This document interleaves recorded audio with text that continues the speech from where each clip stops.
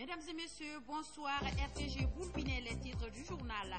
Le secrétaire général de l'organisation syndicale africaine séjourne actuellement en Guinée. Mezoud Akzi est non seulement venu pour réaffirmer son soutien au peuple de Guinée dans la lutte contre Ebola, mais aussi pour prôner l'unité syndicale.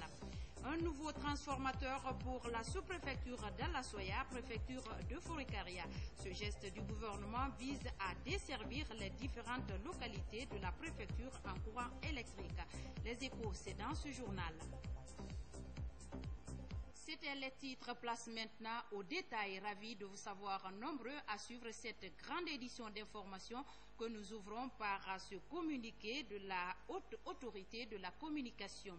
La haute autorité de la communication constate avec regret le déclenchement d'une campagne électorale dans les médias nationaux, surtout sur les ondes des médias du service public, en violation flagrante de la réglementation en vigueur. La haute autorité de la communication rappelle à l'ensemble de la classe politique, aux mouvements et autres associations de soutien de tous bords sans exclusive que la campagne électorale pour l'élection présidentielle du 11 octobre n'est pas encore ouverte. En effet, le code électoral, en son article 178, stipule la campagne électorale est ouverte 30 jours avant le scrutin et close la veille de celui-ci à 0 heure. En outre, les articles 38 et 39 du même code précisent respectivement que les dates d'ouverture et de fermeture des campagnes pour toutes les élections sont fixées par le décret du président de la République.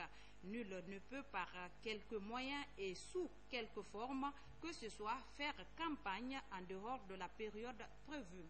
En conséquence, il est impérativement demandé aux médias des secteurs publics et privés de s'abstenir de diffuser tout élément de campagne au risque de s'exposer aux sanctions en vigueur.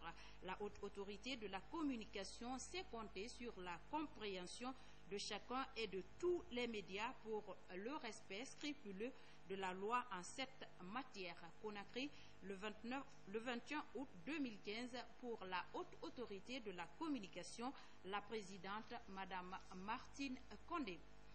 Les hommes de médias guinéens viennent de bénéficier d'une formation sur la mise à jour de la situation de l'épidémie du virus Ebola en Guinée. C'est une initiative de l'Organisation mondiale de la santé dont l'objectif est de renforcer le domaine d'intervention des journalistes sur l'élaboration d'un plan média. Les précisions avec Aïssatou Dessou. Après 2 jours de formation sur l'élaboration du plan média OMS en Guinée, ces hommes de médias se disent outillés en technique de communication pour la lutte contre Ebola et sur la mise à jour de la situation épidémiologique.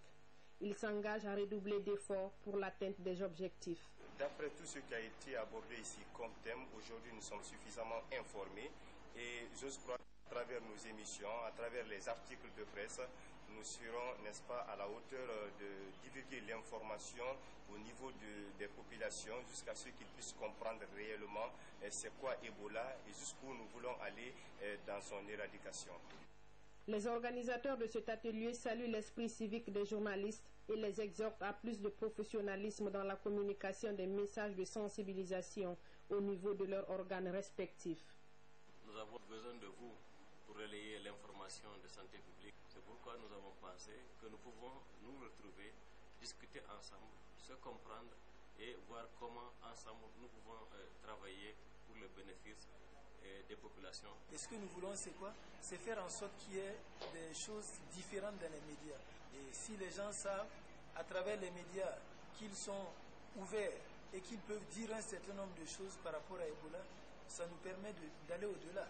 Selon l'Organisation mondiale de la santé, environ 750 000 jeunes ont été recrutés dans le cadre de cette riposte. C'est pourquoi elle entend toujours être du côté des dirigeants guinéens pour une sortie de crise sanitaire qui n'a que trop duré. Et puis, la consommation de la drogue est un fléau qui prend de l'ampleur en Guinée. Une situation qui inquiète et interpelle plusieurs parents et les autorités du pays. Selon les statistiques, cette pratique illicite serait à la base de nombreuses consultations psychiatriques. C'est un reportage de Aïssatou Kourouma rendu en studio par Mariam Bari. La consommation de la drogue autre stupéfiant prend des proportions inquiétantes. En Guinée, des études réalisées récemment par le ministère de la Santé montrent que ce sont les jeunes de la tranche d'âge 15 à 25 ans qui sont les véritables consommateurs du cannabis, par exemple.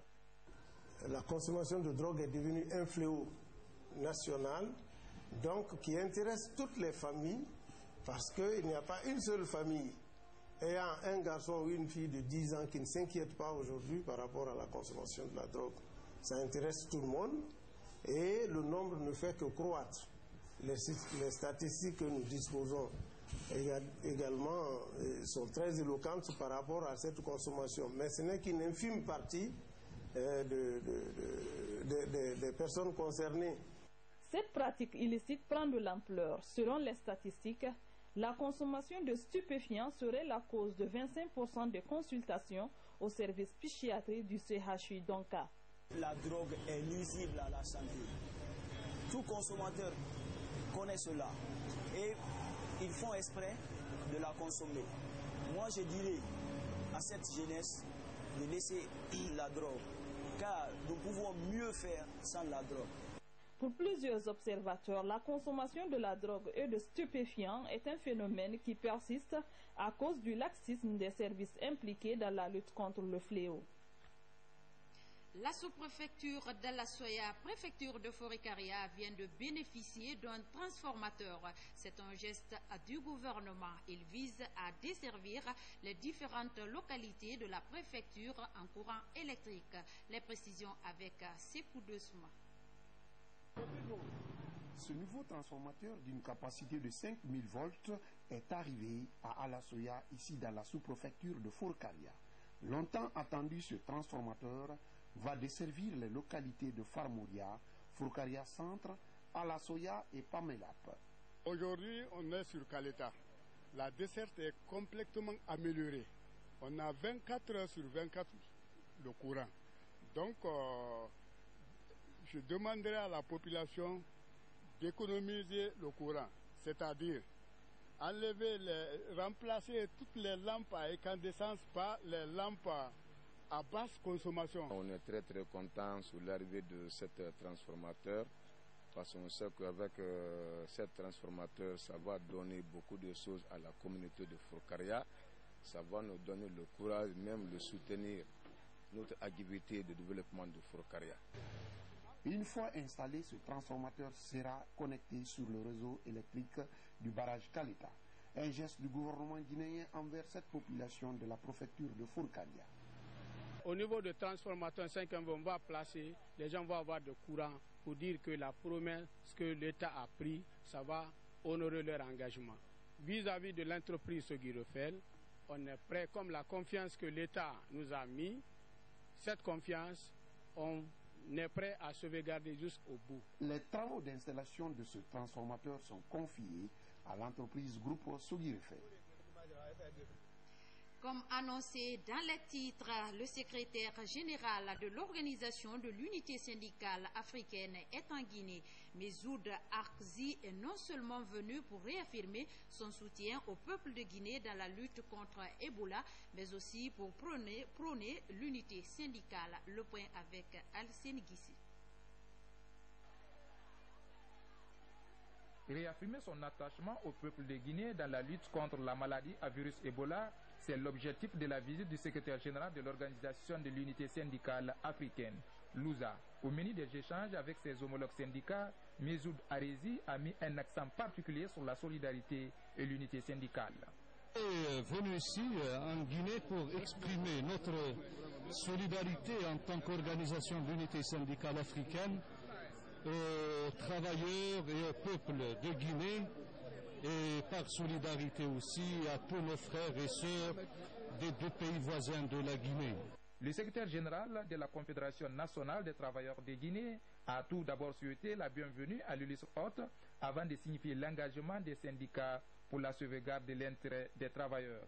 La Guinée vient de franchir pour la première fois un grand pas en matière de connaissance de la représentativité des organisations de travailleurs par la publication des résultats de l'enquête sur le sujet, enquête réalisée par les services de l'administration du travail à l'échelle des services et des entreprises de tout le pays et qui démontre que la CNTG est largement majoritaire.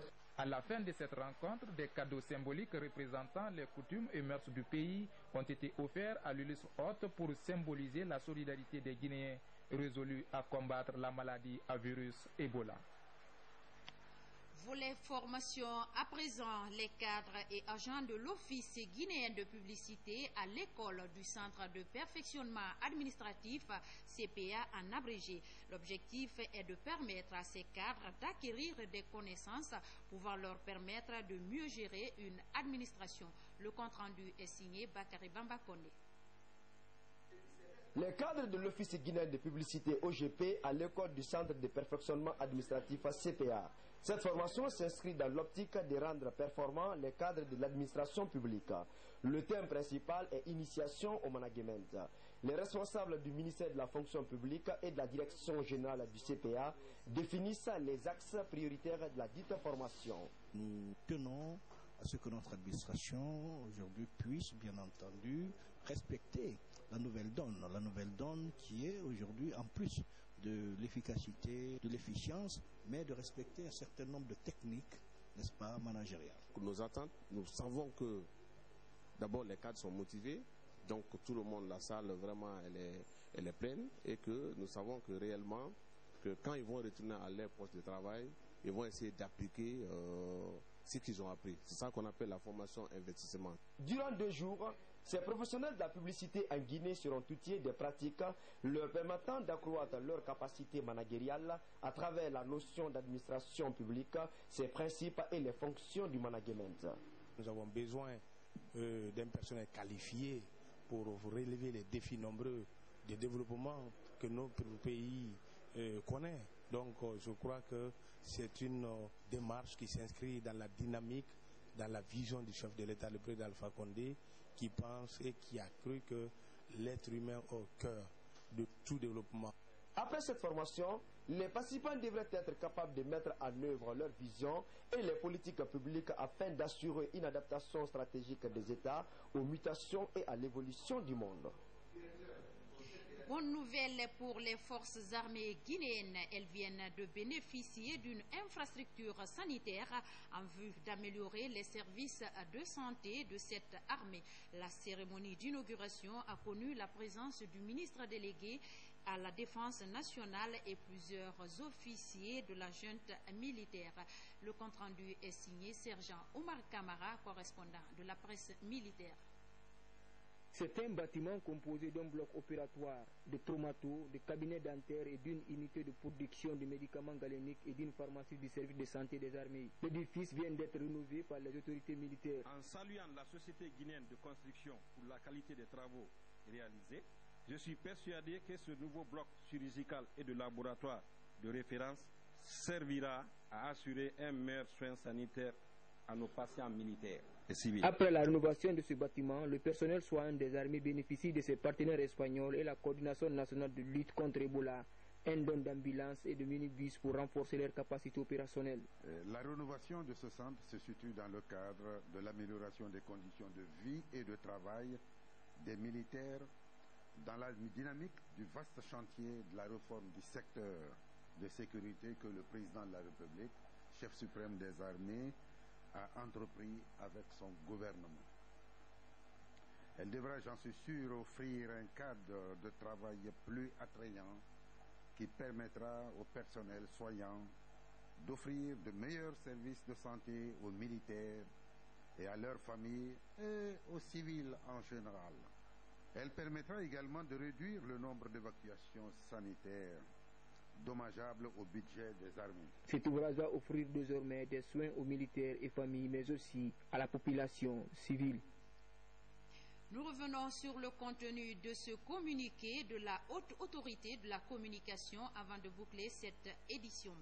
La Haute Autorité de la Communication constate avec regret le déclenchement d'une campagne électorale dans les médias nationaux, surtout les zones des médias du service public, en violation flagrante de la réglementation en vigueur.